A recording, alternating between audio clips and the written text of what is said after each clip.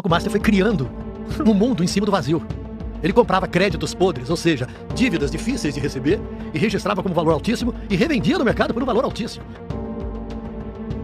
E tem todo mundo com medo, porque todo mundo está preso de alguma maneira nessa história. Essa história é inacreditável, né? Porque assim, né, Igor? Você monta um estúdio aqui no Flow, aí eu chego para você e falo, Igor, eu tenho esse microfone para vender, cara. Ele vale... Quanto custa esse microfone aqui? 4 conto. 4 conto. Cara, esse aqui é um microfone especial que vale R$1 milhão. Aí você fala, pô, Tramonta, eu vou te pagar R$1 milhão e vou botar como valor da minha empresa e vou vender por R$20 milhões.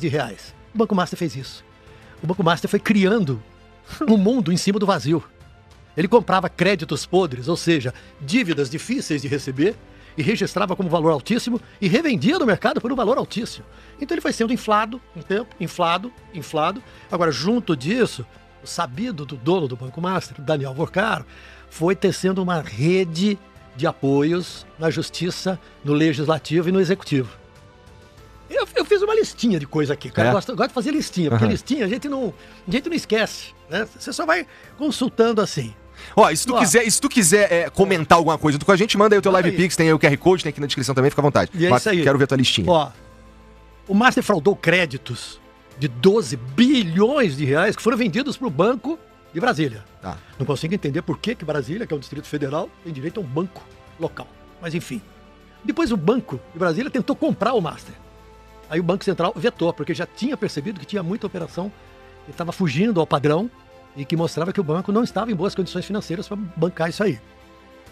Como é que Quando o Banco Central, só pegando esse pedacinho, quando o Banco Central vetou o negócio, o Vorcaro foi lá falar com o Jacques Wagner, líder do governo, senador, e ele indicou Lewandowski como sendo um bom consultor.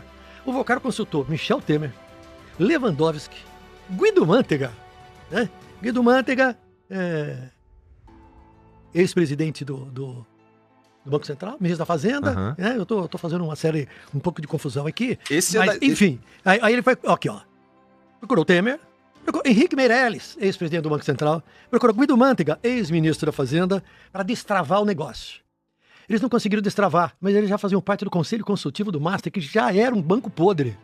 Como é que esses caras, que têm tanta importância e que se vendem tanto como sendo pessoas da mais ilibada seriedade, se botam, se misturam com mau cheiro? Conta pra mim.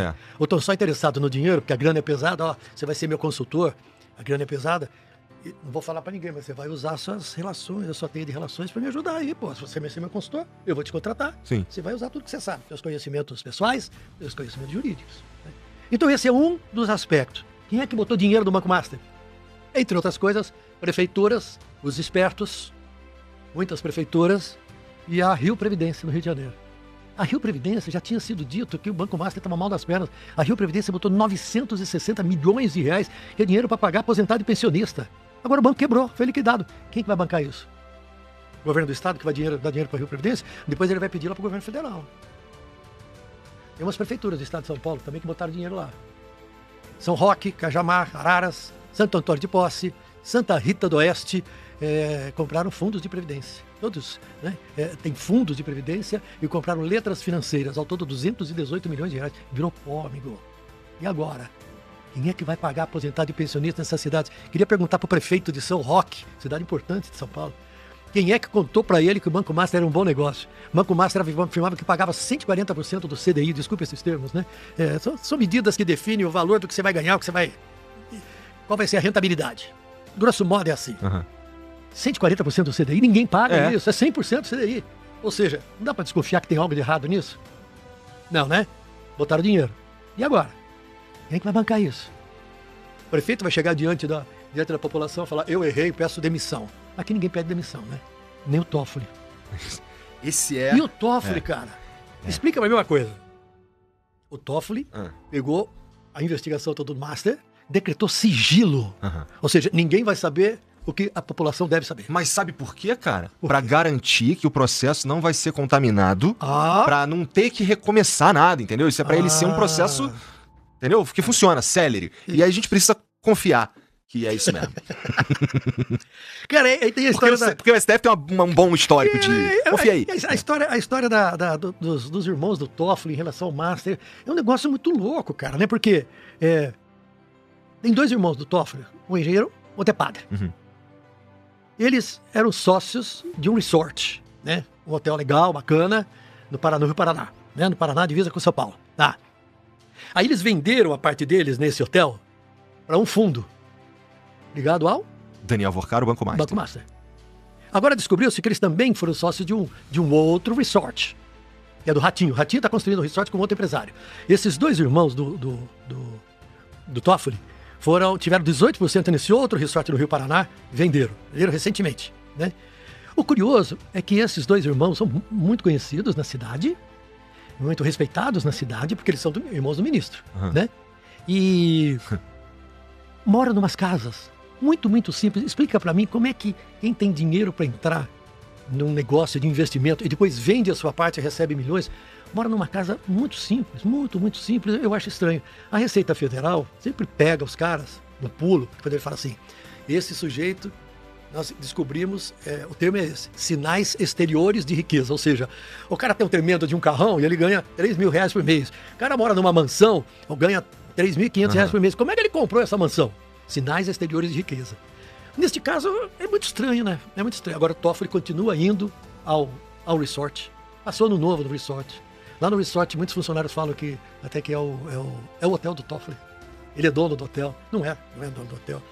Mas é tudo muito, muito estranho. Aliás, o Vorcaro comprou uma casa em Trancoso, 300 milhões de reais. Uma casa maravilhosa. E tudo isso veio à tona. A história dessa casa veio à tona porque o corretor disse que não recebeu 18 milhões de reais, que era a parte dele na venda. O Vorcaro foi lá, negociou tudo. Na hora que foi pagar a parada, independentemente ele estar devendo para o corretor, essa é uma história. Na hora de pagar a parada, quem que assinou os papéis? Os representantes de uma empresa que é formada por 6 fundos do Master. É tudo assim. É um golpe atrás do outro. Cara, e tem um monte de empresas. Então, uma empresa faz negócio com outra empresa, que faz negócio com outra empresa, faz negócio com outra empresa. E isso, aos olhos da Receita Federal, dificulta o rastreamento. Dificulta o rastreamento. Então, tem umas coisas que são muito, muito, muito estranhas, né? O Lewandowski, o escritório do Lewandowski foi contratado pelo Vorcaro. O escritório do Lewandowski, quem toca é a mulher do Lewandowski, os 2 filhos principalmente, né? 250 mil reais por mês, né? E ele gastou, durante 21 meses, ele pagou 250 mil por mês, e uma boa parte desses 21 meses, o Lewandowski era ministro da Justiça. Explica pra mim como é que um cara que foi ministro do Supremo Tribunal Federal, que é ministro da Justiça, tem filhos que advogam em causas que estão no Supremo Tribunal Federal, o cara...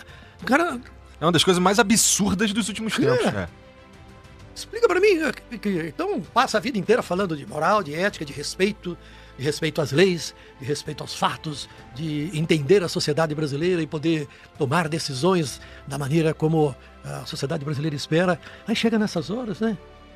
O escritório da mulher do Alexandre de Moraes tem um contrato com o Banco Master de 3 milhões e 600 por mês, contrato de 24 meses, 24 a 36 meses, 24 meses.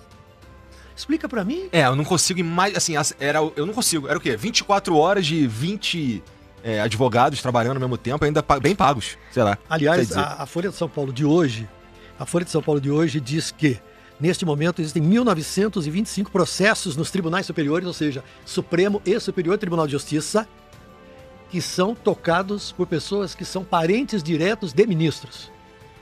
Ministros dos tribunais superiores. Então são mulheres, filhos, irmãos. É uma coisa complicada, eu concordo com você, né? Meu pai é juiz, eu não posso ser juiz? Meu pai é juiz, eu não posso ser advogado? Pode. Mas há que se encontrar um meio termo para que uma coisa não contamine a outra. E para que a dignidade e o respeito que o juiz merece, o cara que decide merece, e tem, né? Não pode ser contaminado pela presença de um ente aí próximo, né? O Toffoli foi assistir a final do Palmeiras e Flamengo. Ele é palmeirense e o Palmeiras tomou tungada lá do Flamengo, né? Num aviãozinho, num jato de empresário, junto com o advogado do Banco Master. Explica pra mim, cara. Como é que pode uma coisa dessa? Fala pra mim que isso é normal. Fala pra mim que isso é normal. Eu não queria que fosse. Eu recebo convites para apresentar, fazer alguns trabalhos para prefeituras, para ministérios, para secretarias. Eu não faço. Porque quem vai pagar é o dinheiro público. Se eu vou fazer uma palestra no ministério, quem paga é o dinheiro público. Eu não acho correto isso. A gente tem que ter um mínimo, cara. A gente tem que ter um mínimo. Então, por exemplo, eu não faço para poder público. Não faço nenhum trabalho para poder público. Porque eu não acho certo o poder público pagar para mim. Tem gente que faz. Eu não tenho nada a ver com isso. Mas acho que nós temos que ter um mínimo de decência. Num caso tão grave como esse, a gente vê alguns comportamentos de ministros que beiram um absurdo. Uhum. Meu velho pai, professor primário, que me ensinou algumas coisas, se você estivesse aqui, velho, você ia estar se remexendo, viu? Porque Pois olha... Cara, nem parece de verdade, né? Bom. Cara, a gente tem aqui a Olivia Carneiro. E aí, Olivia, você tá ouvindo a gente aí? Tá tudo bem? Tô ouvindo, tá tudo bem. Tudo bem, Oi, comigo, oi, né? Olivia, oi, aqui é o Carlos... Olivia, aqui é o Carlos Tramontino, eu sentei o pau, falei um monte de coisa. Se eu falei bobagem, você me corrige, por favor. Olha, eu não sou jurista, mas eu concordo com muitos dos seus posicionamentos. Eu acho que eles têm direito, né? Um juiz tem direito de ter um filho que é juiz, sem problema nenhum.